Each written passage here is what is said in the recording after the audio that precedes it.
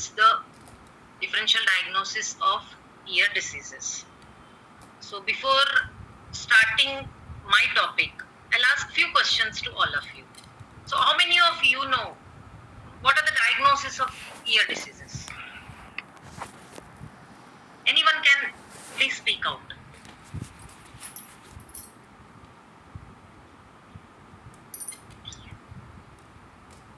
Diagnosis of ear diseases.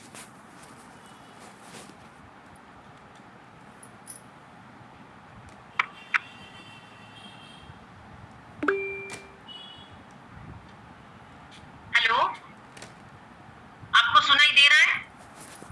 Yes, ma'am. This is Dr. Neha. Yes, ma'am. I can name a few of the diseases of the ear.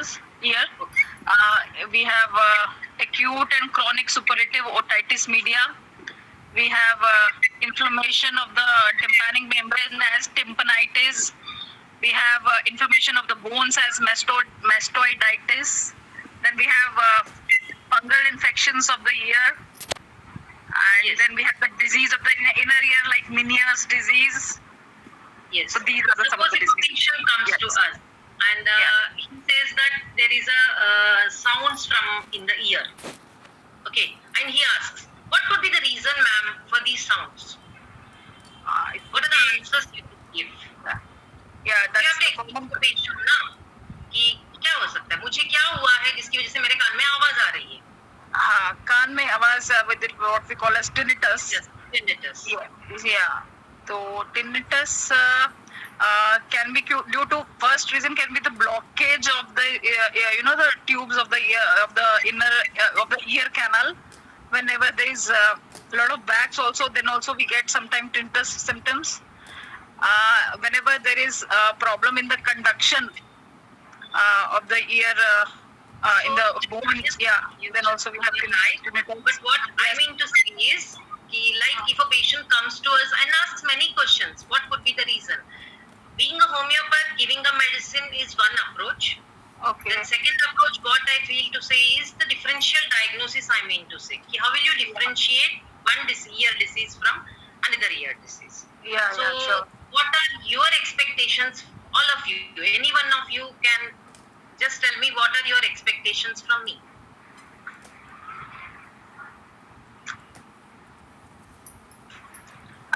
We can like for example, doctor, we need to examine the ear through the otoscope. That could be an initial starting thing we can do with the patient. We need to examine, and all the homeopaths should be trained, I guess. We are not trained Yes, to see through the that's otoscope. We are Yes. not that trained. My main intention Yes. regarding this is, first of all, I feel proud to share my views here. I want to learn from all of you actually. If there is anything, I am a daughter of, my father was an ENT surgeon. I have started my Okay. topic with the ear itself. Yeah. So I am a homeopath, he was a surgeon. So what I mean to say before entering, more than the homeopathic part also I'll share because it's a 3-day session. Yeah. First day I'll give you instances. Second day I'll share about the diseases. Third day completely homeopathic part of ear diseases. I hope it will be helpful to everyone. I try my level best to gather all the information. Okay, so if anything, any one of you still can tell me what are your expectations from me or what should I do before starting the lecture. Anyone other than that? Anyone wants to speak or shall I start with my topic? Rekha ma'am, shall I start? Yes, ma'am. You start with the topic. Okay.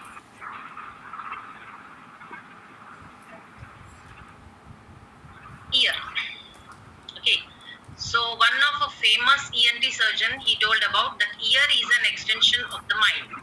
Many ear symptoms have strong emotional connections, which emphasizes the psychosomatic connection in conditions of the ear. So it's very clear. Whatever the ear diseases which we go through, they have a strong emotional connection. Got it? So this is not said by any homeopath. He was a famous ENT surgeon, Dr. Harold Ludman. His statement is, ear is an extension of the mind.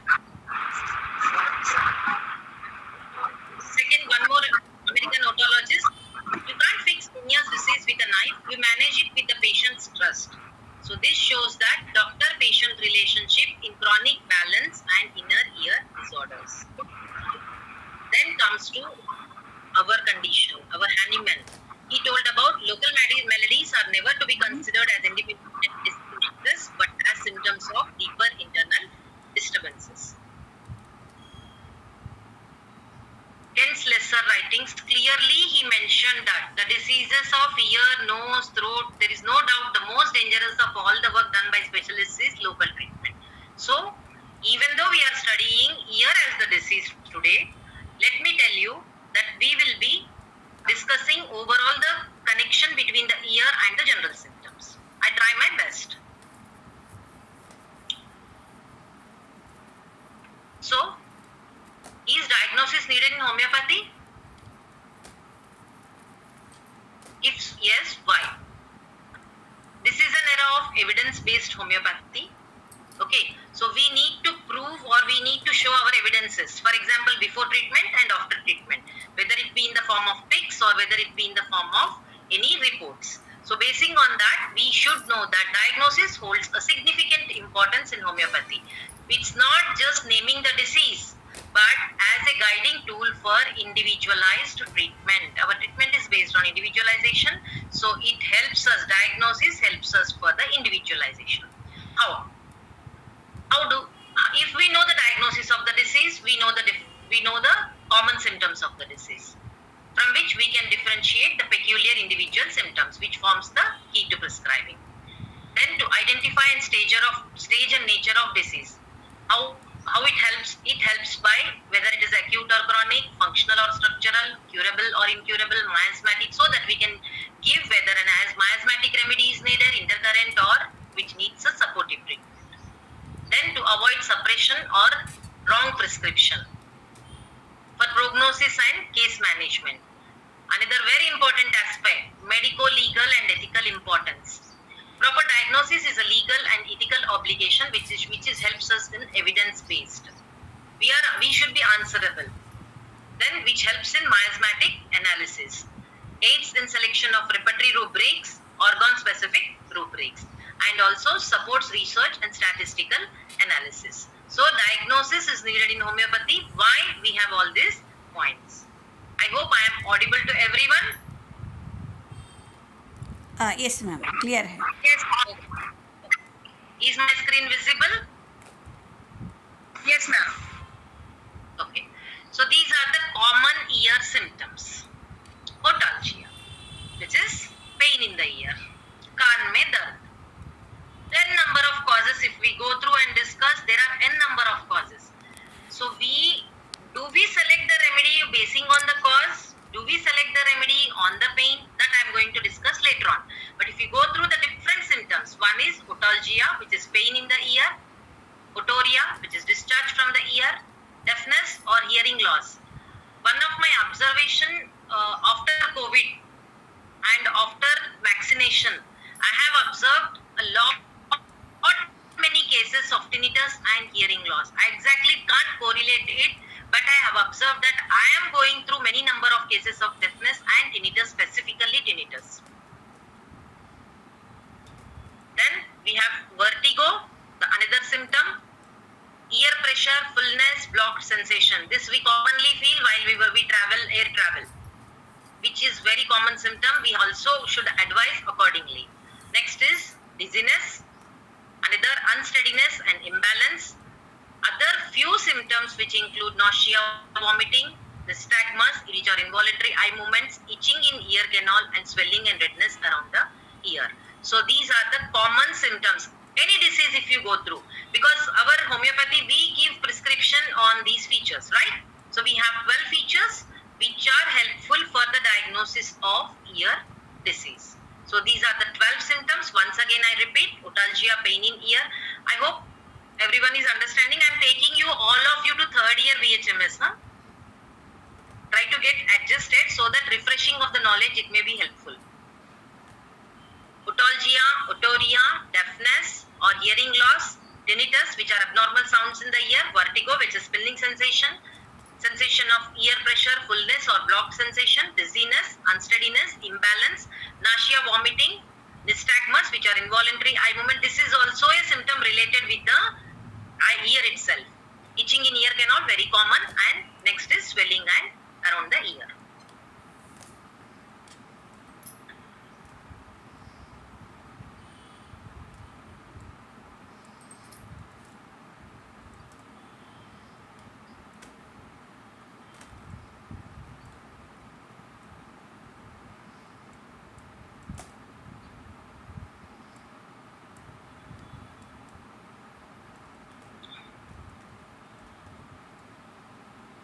So this slide missed there.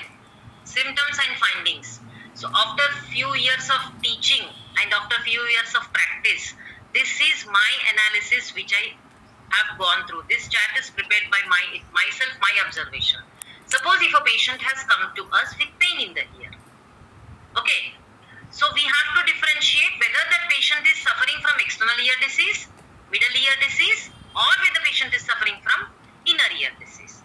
Okay, so external ear disease, for example.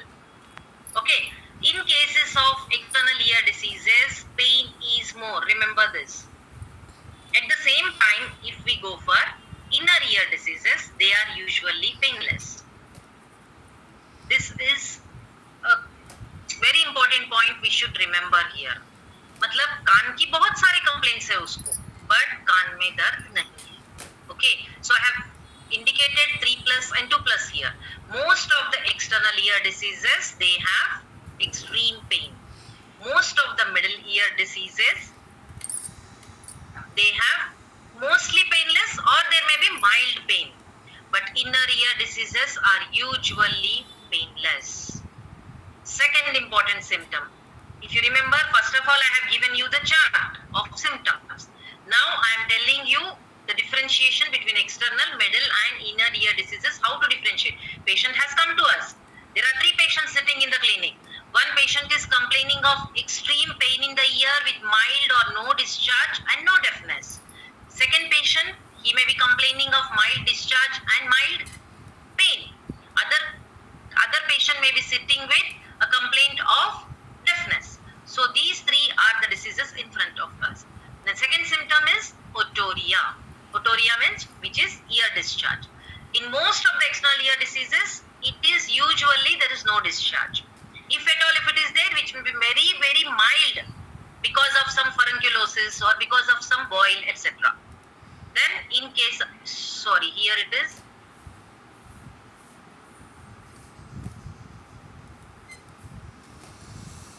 This is actually no otorrhea, by mistake it is given. It is complete severe otorrhea in cases of middle ear diseases. I hope you are understanding. Otorrhea is very mild or it may not be there in external ear diseases, but extreme otorrhea is seen in middle ear diseases. Very sorry, please get connected that this is not no otorrhea, this is otorrhea 3+ or even maybe 4+ in middle ear diseases. In inner ear diseases, there is no otorrhea. Then fullness or blockage sensation is very, very common in external ear diseases. Fullness or blockage sensation is very common in middle ear diseases also. It is almost no or mild, if at all, if it is there in only mini ear disease, there may be feeling of fullness. The next is itching. कान में खुजली हो रही है. So this is extreme in external ear diseases, no in middle ear diseases, no itching in inner ear diseases. Then coming to deafness. Deafness, which is usually mild, which we speak as conductive type of deafness. If you know, there are 2 types of deafness. Deafness is of conductive and sensorineural. So external ear diseases present with very mild deafness, which is conductive deafness. Middle ear diseases, they present with moderate type of deafness. Whereas inner ear diseases, they present with moderate to severe type of deafness. And inner ear diseases, they usually affect with high frequency sounds. Hope you people are understanding. It's lunch time, post lunch time. Hope everyone is understanding or sleeping. My lecture is helpful to sleep. No no clear है. Clear hai na? Okay. So it's clear. Deafness is mild, which is conductive in external ear diseases, moderate in middle ear diseases, moderate to severe in inner ear diseases. And very important here is inner ear diseases usually affect with the very high frequent sounds. Why this is important for us? Because patient comes to us with an audiometry report, right? He brings us an audiometry report. When we have, if we examine, there is a graph over there which is affecting high frequency sounds or low frequency sounds. There itself it will be clear whether it is related with the inner ear or whether it is middle ear or inner ear, external ear. Then tinnitus. Tinnitus is rare or it may be in few cases. For example, wax got obstructed, water entered, then there may be tinnitus. Or else tinnitus is very rare in external and middle ear diseases. But whereas if we come through inner ear diseases, they usually present with extreme tinnitus or most common. Then vertigo. Vertigo, it is not at all a symptom of external ear and middle ear diseases. It is not expected. Whereas vertigo is very common in inner ear diseases. Swelling and redness of the around the ear. Obviously, it is present in the external ear. Whereas it is in middle ear, it is not, and in inner ear diseases also it is not. Then associated symptoms usually are not. Then when we come to miasmatic classification, mostly external ear diseases are soric. So this will help us to choose basically some soric or superficial acting remedies in cases of external ear diseases. Whereas in case of middle ear diseases, most of the middle ear diseases are psychotic, which will be tending towards syphilitic. So there will be inner discharges first of all, later on it will lead to structural damage of the ossicles. This is the example I am giving you. So middle ear diseases are psychotic to syphilitic and tubercular. So we may select the homeopathic medicine basing on this also. Whereas inner ear diseases, usually they are syphilitic. Right? Is that clear till here? Yes.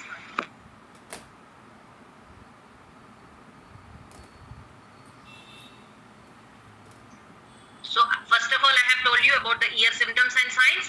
Then I have differentiated this whole chart which is there in front of you. I have differentiated these whole symptoms into external, middle and inner ear.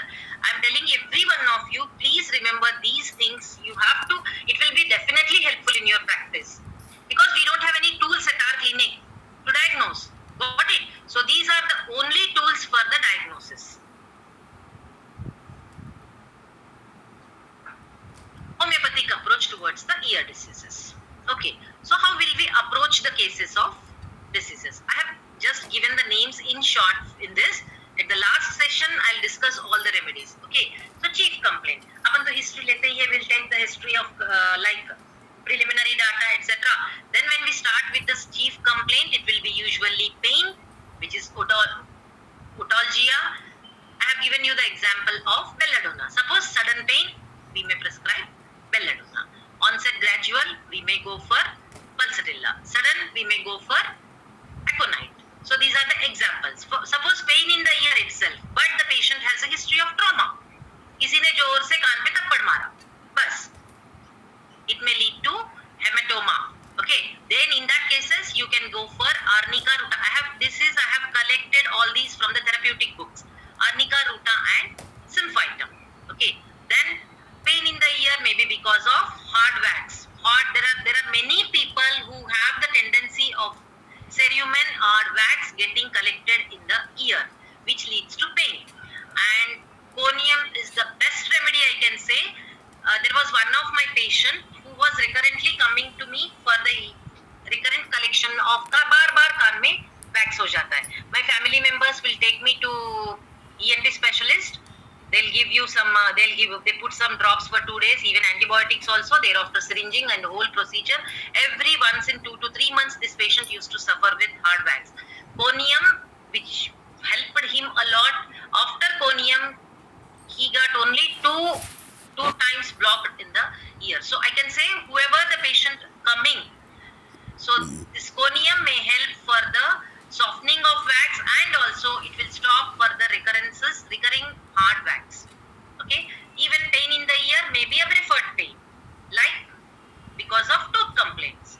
In such cases, we may go for Plantago, Causticum, Calcarea pig, and Chroma. So these are the few remedies. Then another condition other than this pain, chief complaint may include skin condition like scabs, eruptions, itching, or insect bite, boils, furuncles. In such cases, these are the remedies. Then otorrhea. So how will you take the history in otorrhea? What is the color of otorrhea? Consistency. I'm once again telling you the first chart which I told you was for the diagnosis. The second chart which I am discussing is specifically the symptom chart which will help you for the diagnosis of the remedy. How many of you do remember third aphorism of Organon?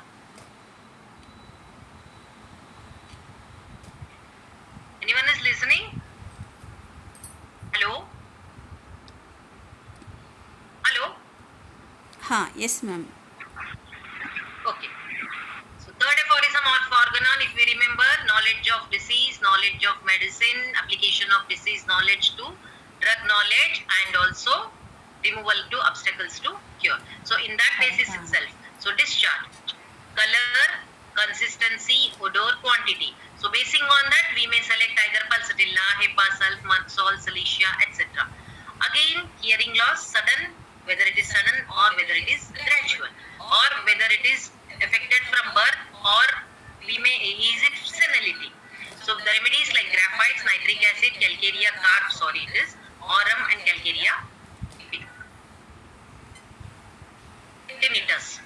If you go through the repertory in tinnitus, a very big list is given, the character of tinnitus, hissing, buzzing, chirping, etc., etc. So the type of sound which is patient clearly says that. Few patients may not say, he says that some water is entering into the ear. Some patient may say that birds chirping.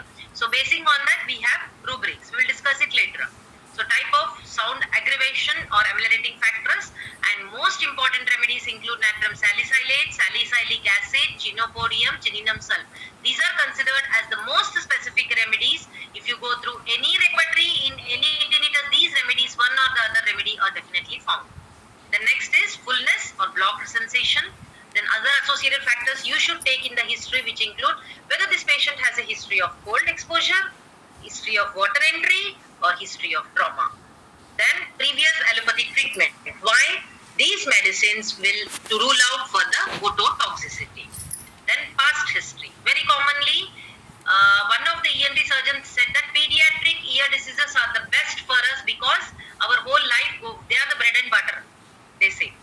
Because recurrent ear infections, tonsillitis, sinusitis, and adenoiditis, these are common in children which will lead to ear infection. Then we have to even ask the patient if they have conducted any surgeries like grommet insertion. It is not injection, sorry. It is grommet insertion, mastoidectomy.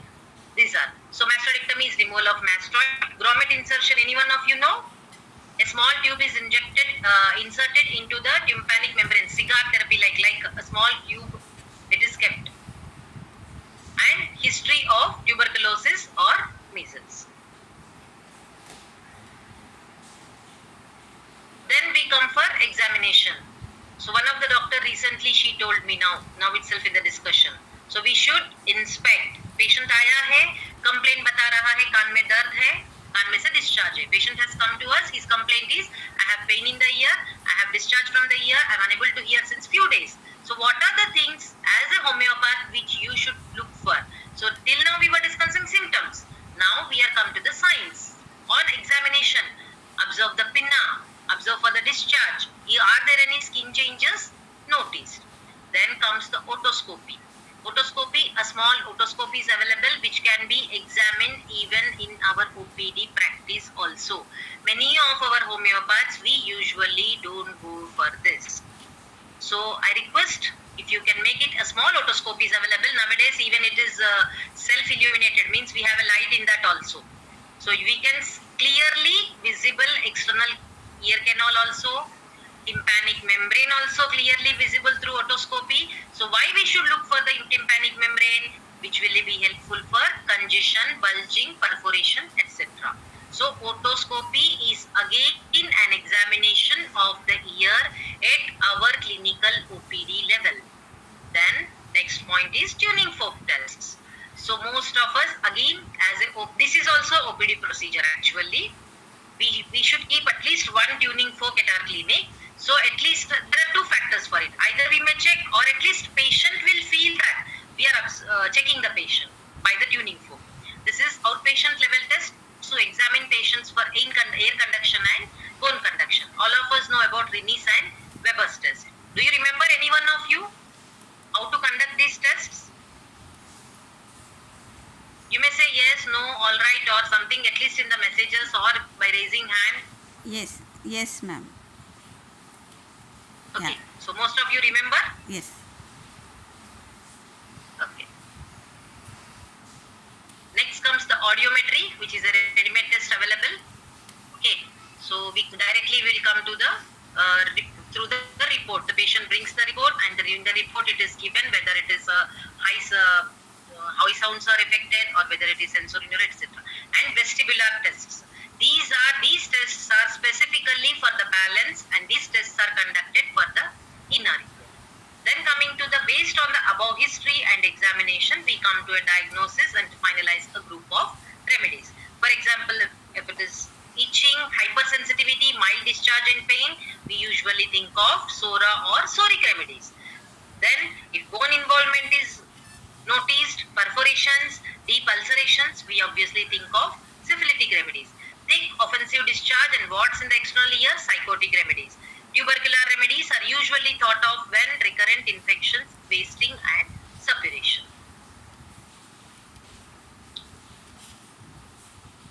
So, this presentation provides a comprehensive overview of symptoms and findings associated with external, middle and inner ear diseases, which is helpful offering a comparative analysis to aid in differentiation. So in short, I have given you this chart of anatomy. Let's refresh ourselves. External ear, which is called as outer ear, pinna or auricle, the visible part of the ear that collects sound waves. Okay. External auditory canal, a tube that channels sound waves from the pinna to the eardrum. Here I will mention one point. This external auditory canal is not a straight tube. Okay, it is a S-shaped tube. And इसका diagnosis में क्या importance होता है? I'll tell you. Outer 1/3 part of the external auditory canal has hair follicles, and inner part of external auditory canal has no hair follicles. Okay, so how it is helpful? Boils or furuncles, which we come through, which is called as the hair follicle infection. These are only noticed in the external 1/3 part of the external auditory canal. Okay, they are not noticed in the internal part because hair is present only in the outer part. And very important part, यहाँ पे और एक point important है. If a patient is coming to you with recurrent boils or recurrent furuncles in the ear, then definitely what is the test we usually advise? Base sugar levels. Okay, because this symptom is again showing boils in the external auditory canal is a part and parcel of a systemic disease. Then the third part of the external ear is eardrum or tympanic membrane, a thin membrane that vibrates in response to sound waves. External ear, outer ear, which is pinna, external auditory canal and tympanic membrane. Then comes the middle ear. Middle ear consists of ossicles or ear bones. All of us know very clear, but still I just want to refresh it. Malleus, which is a hammer-shaped bone. Incus, which is anvil bone. Stapes, which is stirrup-shaped bone. Step का बहुत importance है, especially in females. Females during pregnancy, there is one disease called as otosclerosis. Okay, in that otosclerosis, this stapes bone, which gets stuck up, or we can say, which gets sclerosed and gets attached to the inner ear. Okay, which will lead to many of the ear complaints, which is commonly noticed either in the menopausal or females with during pregnancy. So all of a sudden, कुछ भी नहीं था. Since menopause I have started, I'm complaining of like tinnitus, or the patient may may say deafness has increased. So stapes bone, which is a very small bone, stapes has an importance that it presents with a disease called as otosclerosis. So these are three ossicles. Then eustachian tube, यही तो सबसे बड़ा problem है, which connects the middle ear to the back of the nose, which equalizes air pressure on both sides of the eardrum.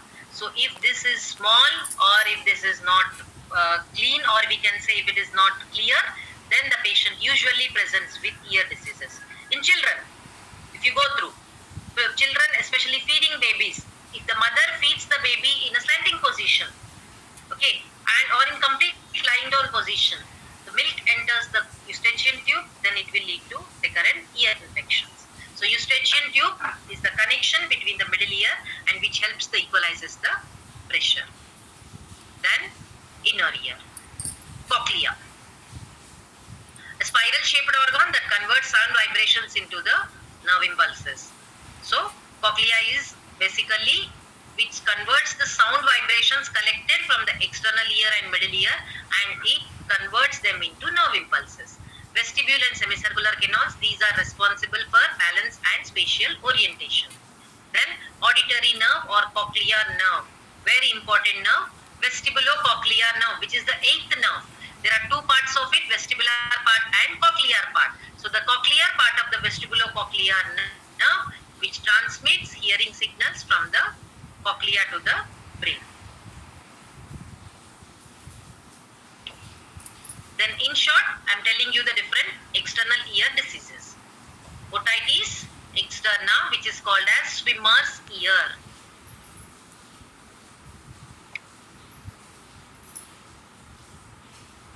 Otitis externa, which is swimmer's ear. Why swimmer's ear? Because in swimmers there is recurrent entry of water into the ear, which will lead to infection like either bacteria, or which may be Pseudomonas or Staphylococcus, or fungal infections. Very commonly is Aspergillus. Then furunculosis, very common condition. Patient come to us with extreme pain in the ear, which is localized infection of hair follicles. Next is perichondritis, infection of auricular cartilage. This either it may be infection or there may be non-infective also. Perichondritis is noted. Then necrotizing or malignant otitis externa. This is again a severe infection which is usually noticed in diabetics.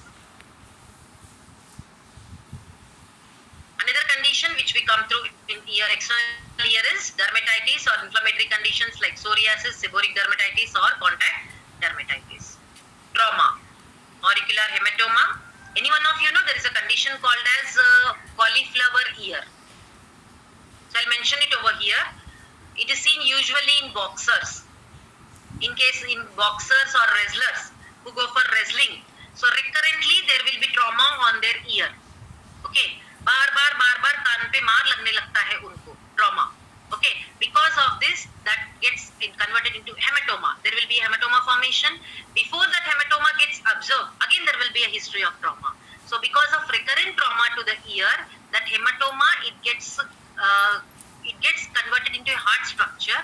That condition is called as cauliflower ear, which is usually seen in with wrestlers or in what I said, that is in wrestlers. Then laceration, frostbite or burns. Neoplasms, very rare we see. Benign condition we see keloids. Okay, multiple pricking into the ear. Nowadays it's a fashion to give multiple pricks in the ear, which will be presenting with keloids. Actually it is not advised because there is much less space in the perichondrium, so which leads to keloids. Then malignant, which is very rare, basal cell carcinoma, squamous cell carcinoma or melanoma may be expected to be seen. Congenital anomalies of external ear diseases include P. auricular sinus. So there will be in front of the external ear, in front of this ear, we usually see a very small hole, and there will be a discharge coming through it. It is pre-auricular sinus, which is a congenital deformity. Then microtia means small size of pinna, anotia means absence of pinna. Then coming to middle ear diseases or infections and structural issues. Obviously, acute otitis media, very common in, especially in children, viral or bacterial. Otitis media with effusion. This is serous fluid without infection. Means what? There is no pain, nothing. Patient has no fever, nothing. But always patient feels that there is fullness in the ear. This is most commonly seen in school-going children, or this is another condition which is commonly seen in the persons who recurrently travel through flight. In these conditions, we see otitis media with effusion. Means there is collection of fluid, continue कान में fluid रहता है, and इसका एक खासियत ऐसी है, there is a characteristic feature that these patients usually present with fluctuating deafness. Means like with the changing position of head, like this. So they'll feel that their deafness either improving or the deafness either worsening, because this fluid is continuously present. Then chronic suppurative otitis media, which is persistent infection with perforation. Difference between otitis acute and chronic is there is a persistent perforation. Tympanic membrane perforates and the edges become tough in case of chronic suppurative otitis media. Whereas in acute otitis media, tympanic membrane, even if it gets ruptured, it will heal by itself.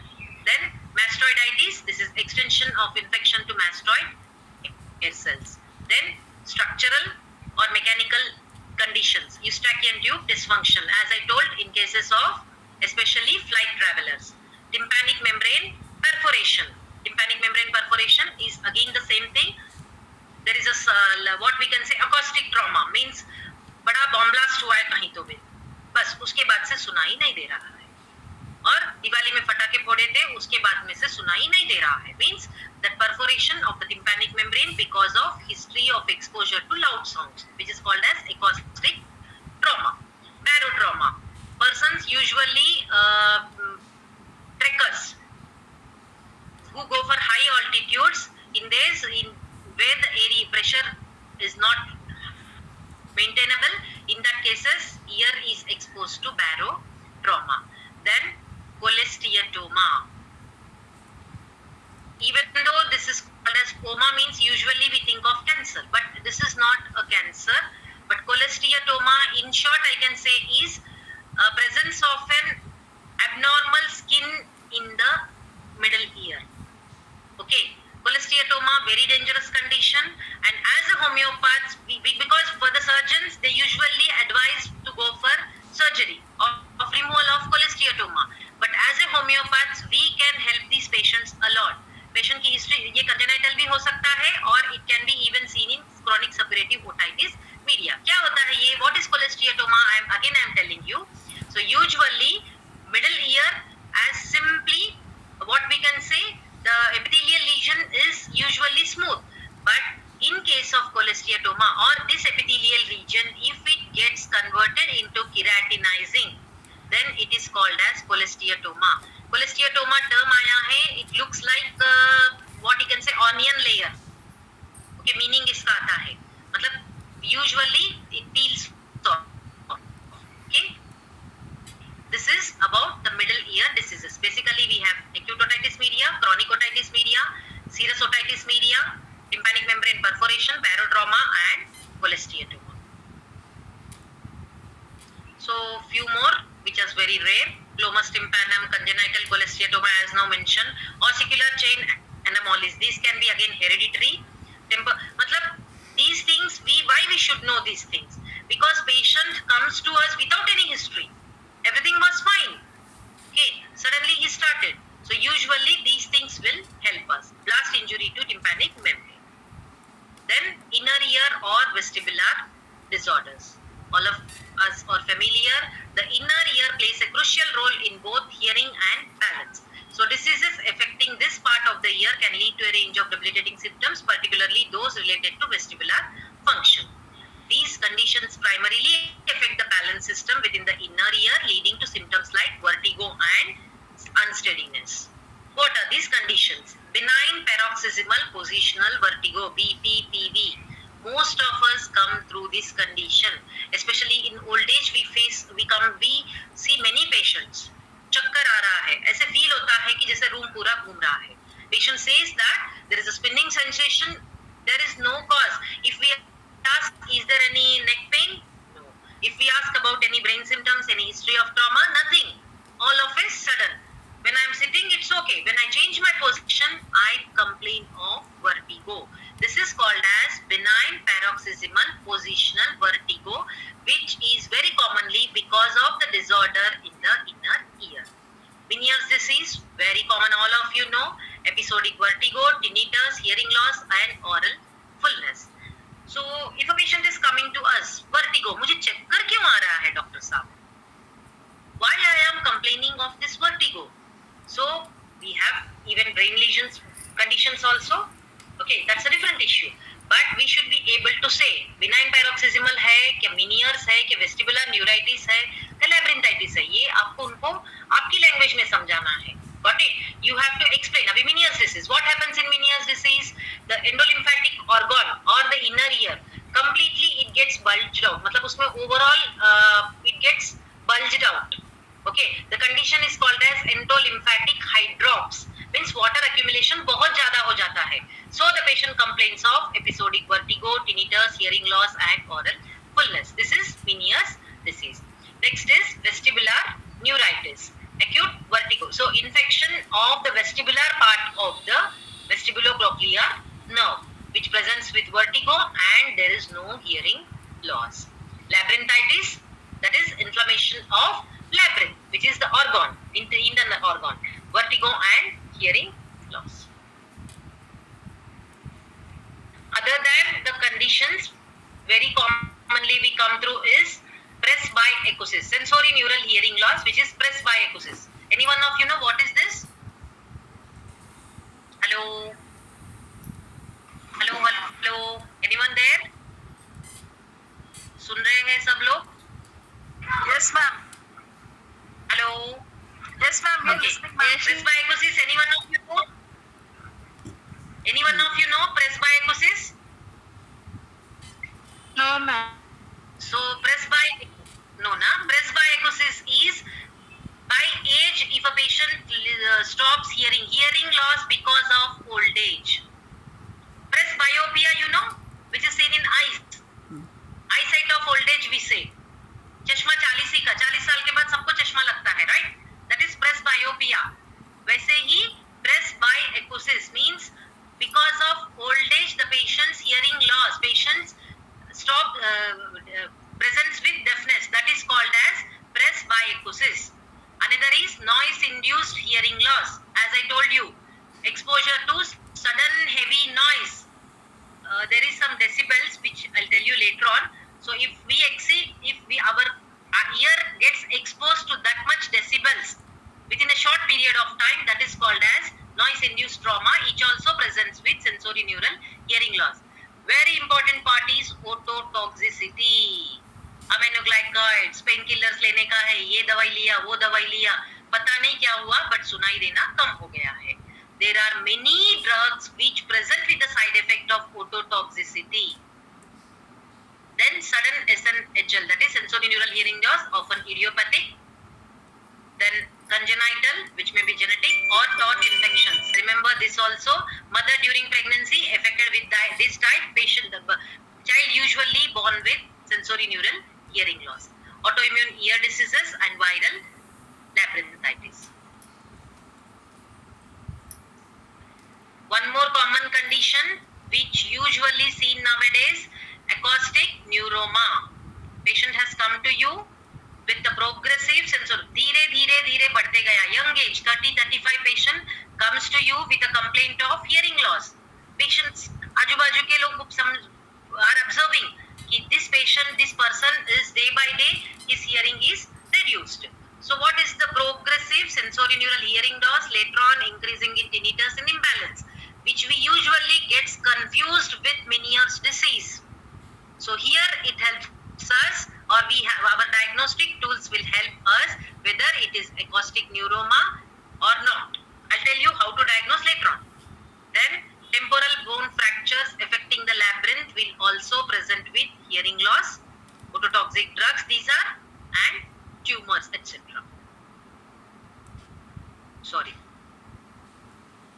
So this is here I'm ending my presentation of today with a simple overview of ear and its symptoms and its diseases.